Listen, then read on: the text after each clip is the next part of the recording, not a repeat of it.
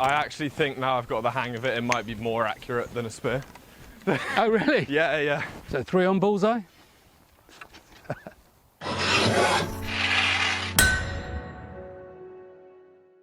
Hi, it's Todd from Todd's Workshop. I'm Todd Cutler here, and I'm back with an atlatl and Micheal Allison to throw it. It's good to be back.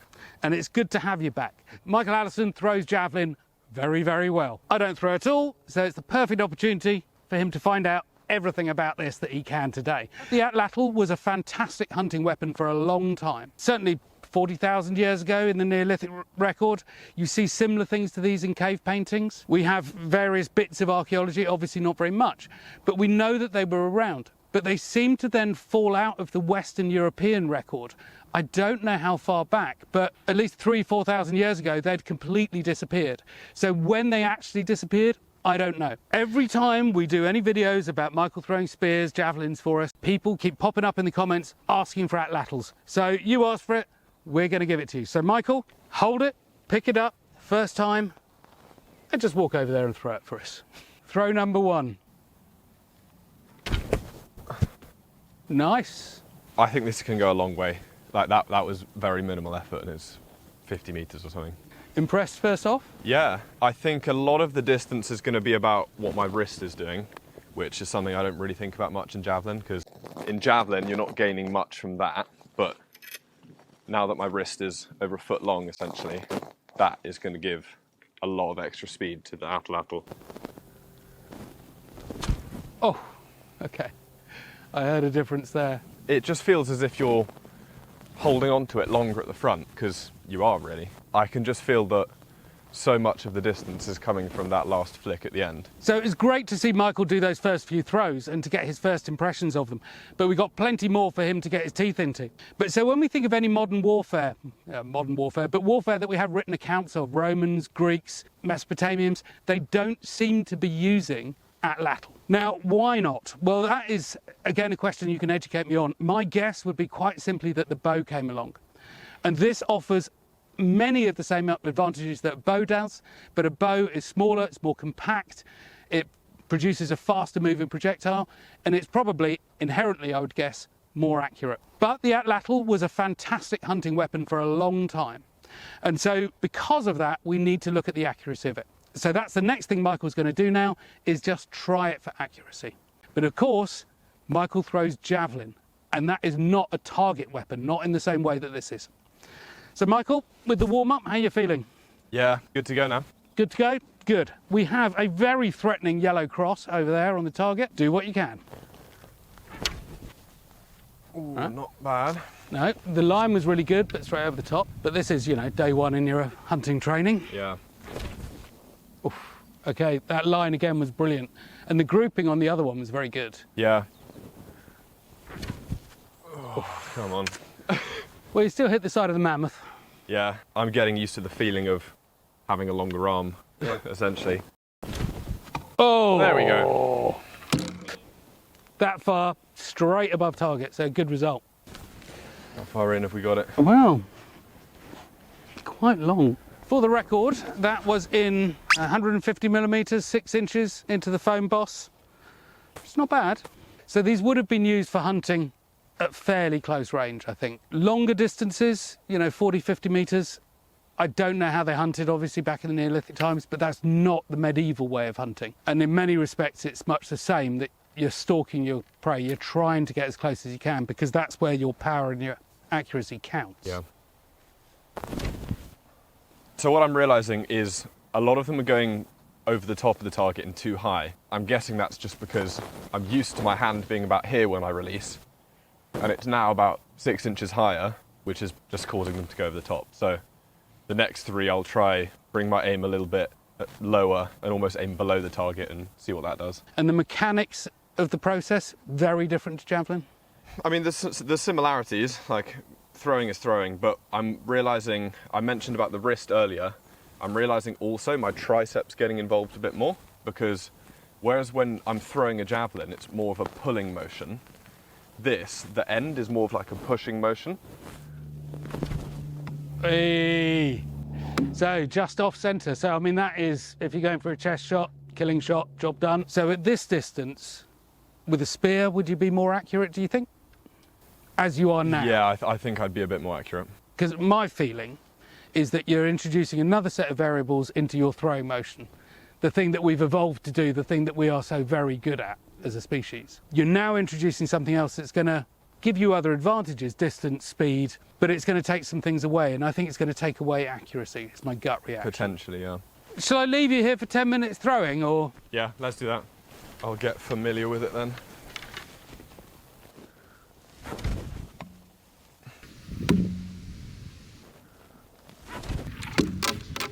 I actually think now I've got the hang of it, it might be more accurate than a spear. Oh, really? Yeah. I made a slight technical tweak and it now works way...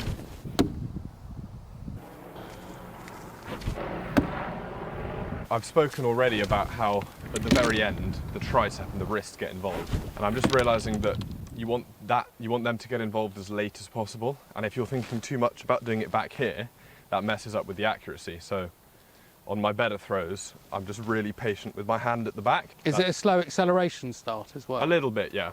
It's just to be not getting too eager to let go of it. You've seen how the trebuchet works, that it comes through with the sling in a way very similar to that, upside down in a way, Yeah. because the sling is like the stick. But it starts slowly and you're looking at it going, that's not going to go anywhere. But by the time it whips around to the end of its travel, it's going very fast. Is it kind of similar to that? It's a little bit similar to that, yeah. You throw javelin where you get your whole body involved, how you're tensing up all across the front. Yeah.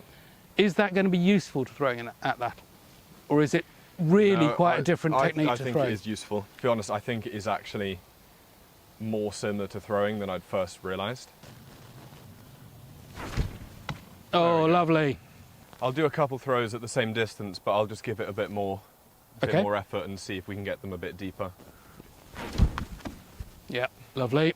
I know earlier I said that I think it might inherently be less accurate, but having used it a bit, I kind of feel that if I were to train this and practice most days, that I think this could be more accurate than a spear. Oh, really? I think it's just the fact that for the same power and distance, you can put in so much less effort, and you're always going to be more accurate with less effort.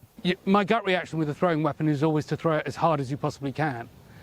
But you're right, you lose something there, and you start to lose accuracy. So that was around about 18 centimetres, something like that. Enough to kill a mammoth?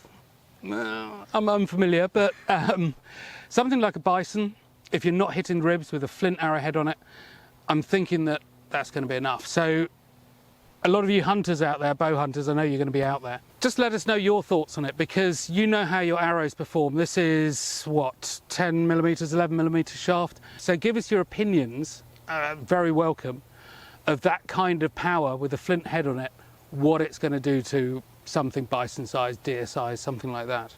If you've hunted mammoths, let us know about that. What should we do now? Run the target back a bit further?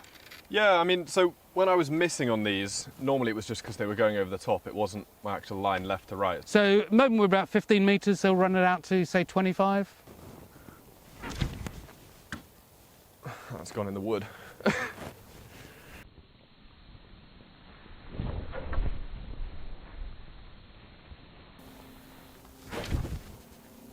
There we go.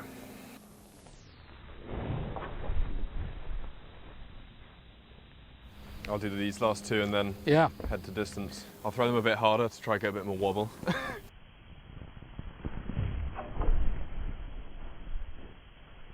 It is leaving at a slight angle. That'll be you bringing around, I suppose, won't it? Yeah. Kicking the back off. I mean, I do that when I throw. A lot of people do. Not criticising. You don't want to be completely linear when you're throwing. You want a little bit round there, and then it just means that the javelin's pointing in that direction and it stays in that direction. Some people do the opposite, where they go like really far this way, and then they unwrap and then like pull it to the left. But I don't do that. That one had some juice on it. That was brilliant to see. My gut reaction, I think yours at the beginning, was that it wouldn't be as accurate as the No, I just found after a while on my better throws, I could feel that it was accurate because of good technique, and I could feel when I missed, it wasn't like a random miss, it was like I made a technical mistake. Which would make less and less Exactly. Of. Even though I threw the pilum about 45, that was with a run up, and I'm arcing it instead of just throwing it flat. Realistically, that would only be accurate to sort of 25, 30. Whereas this, I did feel as though obviously my accuracy will drop off, but I could still feasibly hunt something up to, I don't know, maybe 50 metres, 60 metres. So for the record, this is a pelum that Micheal's thrown plenty of times for us, weighing in, I think it was about 1,300 grams, something like that, 1,400 grams. Roman spear with, well, you got maximum distance of about 40, 45 metres out of it. It looks from the training manuals of the time, Vegetius and so on, that it's around about 10 to 15, fairly close quarter. So they had lighter javelins thrown by throwing cords, which could do sort of 80, 90 metres. We know that from the works of Vegetius talking about it. Similar kind of distance to the plumbata, which we don't have here today, but the Roman throwing darts. This one, I can't remember what distance you got on this. I'm going to say 60 or something. Yeah, sort of, something like that. But this is weighing in at about 400 grams, medieval throwing dart. And then you can use it with a throwing string different to the Roman ones. And then we have Micheal's javelin here, which is 800 grams. Yep. But the atlatl is coming in, I think it was 160. So it's not a heavy thing, but it has velocity on its side. Yeah. But that means because of that lightness and because of the lever, that allows you to throw a clean, more considered throw. Something that I was thinking about is on these throwing darts here with the throwing string, I'm not a very good thrower, and my best efficiency with this seemed to be with about a 15-inch string, so around about 40 centimetre string. Yours was much less. Yeah.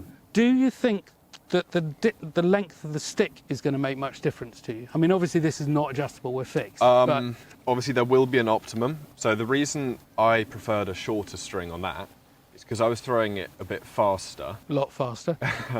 Yeah, but because of that, it meant that I'd actually be pulling slightly down on the string, which would mess up the flight of the spear. But because this is essentially a rigid string, I'm not really having that issue. Like I'm not finding I'm pulling down on the tail of. So it's still pushing from the back. Exactly, regardless. it's still pushing from the back. So I think if it were to get too long, you'd get to the point where your forearm muscles just aren't really strong enough to give it that flick. And then obviously if it were shorter, you wouldn't have the same leverage. Yeah. I don't know what the optimum is. I reckon this is probably pretty close. It is a hunting weapon. That's what it was always for. I'm sure it was occasionally used in warfare, and I'm sure people shot longer distance through longer distance because that was useful. But fundamentally, it is a close-range hunting weapon. But we all want to see how far you can throw it. Yeah. So I think the interesting question is whether or not we can break the record that the plumbata currently holds, which was, I think I've thrown one of them about 120, 115 metres. Can we get that far with this? Nice. Lovely. You're in the air a long time.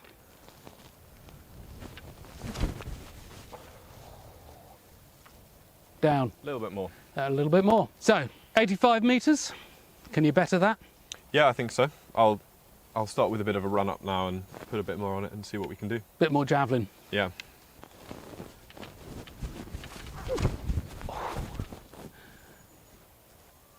Nice. It's always the sound that gets me. My arms don't make that noise when I move them through the air, however fast I try.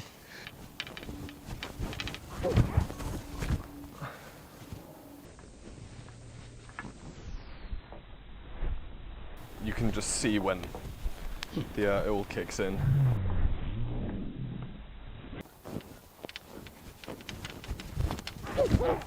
Okay, that was quite a low one.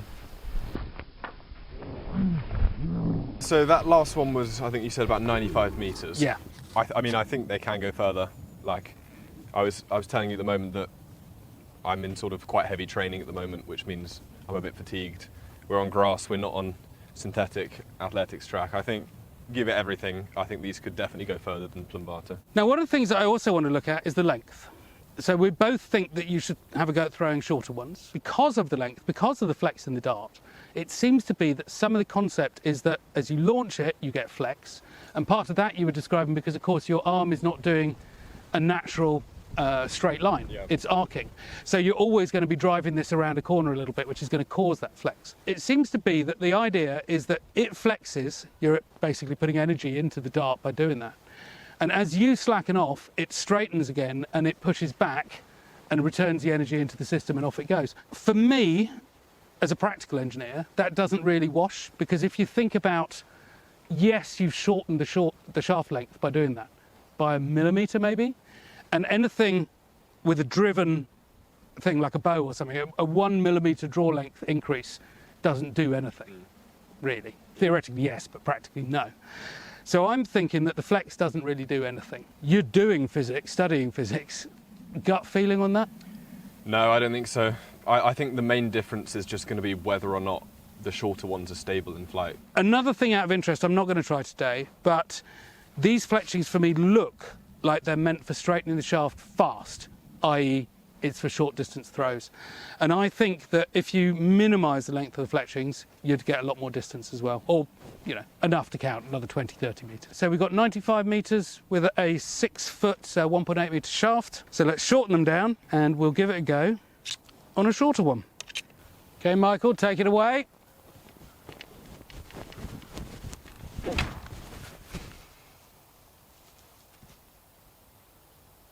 Interesting. Not so far. No, what I've realised as I was throwing is they're currently balanced so that you need the counterbalance out the front. Yeah. So all that happened on that is as I threw, the nose went up and we probably had a 60-degree release angle. Oh, it just lifted too fast. Yeah, I can almost feel it in my hand. It wants to tip back. Yeah. And that's just because the centre of mass of the whole system is then behind my hand. Whereas if we've got a counterbalance out the front, Yeah. it doesn't do that. And interestingly, that also comes back because of the speed with which you accelerate, that makes a difference. Yeah, And so actually, I might be able to throw that perfectly adequately, but you can't. essentially. It's So- it's similar to the length of the string on the Yeah. fletched. All right, take it away again. Interesting. Yeah, that one was even more evident. Yeah, so what I could see there is a bit like getting the wrong length string on a throwing dart, if you're using the corded ones, is as you went, it kicked up like that. Yeah. So our experiment in short darts didn't work. No, not at all. So, well, back to the long ones. We learnt stuff though, and that's good.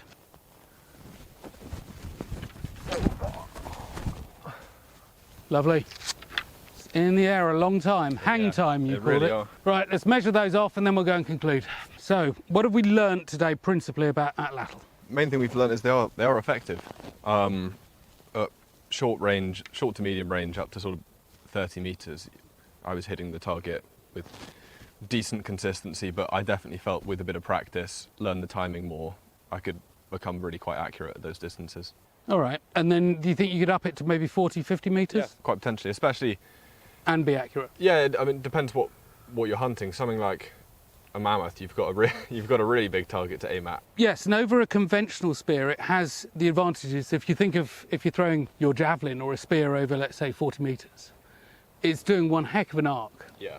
and that's hard to get at. Yeah, and I mean, we could see that just due to the additional velocity, I could probably do them flat at 40, 50 metres, Yeah. and also with far less effort than I'd need for a spear, which Yeah. means that you are going to be a bit more accurate as well. Well, it's also, that means it's a leveller as well, because it means that I can throw it 40 metres, all right. Yeah. Clearly, it was an effective weapon. It was used for thousands of years, tens of thousands of years. Still through into the modern age, really, in places like Australia, but fell out of use in Western Europe for whatever reason. But my guess is that the bow offers lots of the advantages that this offers. One of them is that it's a very narrow projectile, and that's always going to penetrate deeper. So if it's high speed and narrow, that's better than a broad spear, for instance. Yeah. So there's lots of reasons I think they catch on. I just need to get better at using them, really. But my initial thought was that you would be giving up some accuracy. I think we're both in agreement that, in Yeah. fact, you're not. No, not at all. So I think from both of us, the atlatl is a massive thumbs up. Fantastic thing, needs some practice. So with that in mind, I'd like to hand these over to you, and maybe we'll meet up again next summer in competition season, Yeah. if you get a break, and we'll just have a look how you manage to throw them then, because some practice will help. Yeah, I think I was touching just under 100 metres today. I think with a bit of practice, when I'm in full competition shape, I think we could go well beyond that. Well, that's something I want to see. So, Michael, ononce again, Thank you very much. thank you ever so much for taking part. If you enjoyed this, don't forget we've got a fantastic website. We've got Patreon, which is just a brilliant thing to help keep films like this going. And the other thing, of course, is Arrows vs Armour 3 is coming up soon. So make sure you're subscribed, make sure you're signed up to our newsletters, and you'll get to find out everything about that before it hits the screen. Well, not everything, because obviously that would ruin it. Everything you need to know to make sure you get to see it. Thank you very much.